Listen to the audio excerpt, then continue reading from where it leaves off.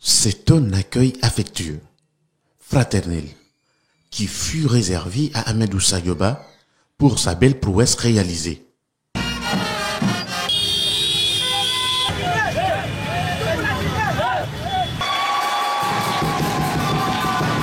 Bruxelles-Conakry est la plus grosse distance parcourue par Amadou Sayoba.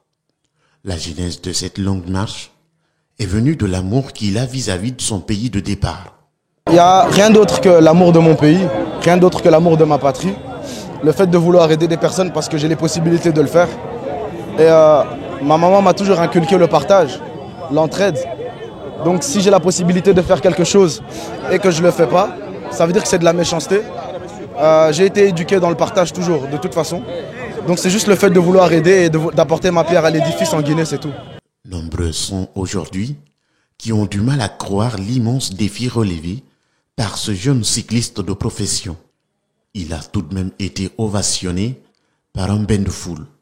Le défi est visiblement relevé. C'est un défi, mais comme on dit, pour connaître ses limites, il faut sortir de sa zone de confort. De toute façon, je pense que si j'étais venu en avion, il y a beaucoup de choses que je n'aurais pas pu voir sur la route. Le fait de venir en vélo, ça m'a permis de me promener un peu en Guinée, de connaître la Guinée profonde, surtout de découvrir moi-même d'où je viens réellement. Ça m'a permis de voir certaines réalités qui aujourd'hui, malheureusement, ne sont pas les réalités qu'on connaît à l'extérieur. Amadou Sayoba a traversé plusieurs pays avant de fouler le sol guinéen, soit une distance de 6500 km parcourus.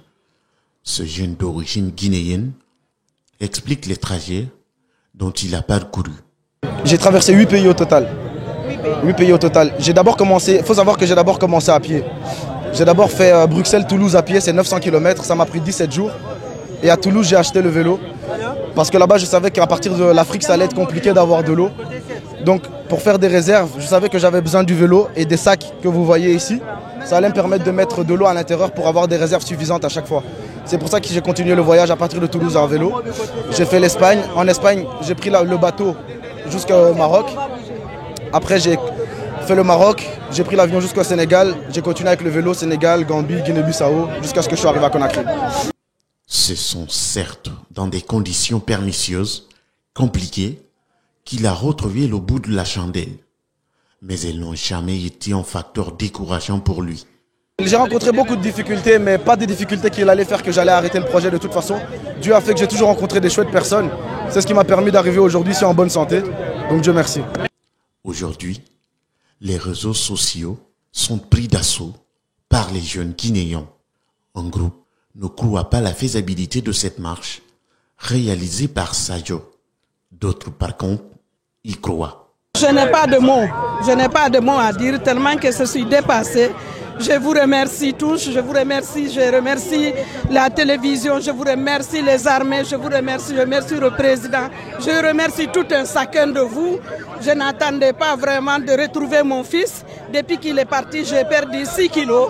Mais heureusement, voilà, aujourd'hui il est devant moi. Grâce à Dieu, grâce à vous tous. Merci pour votre soutien.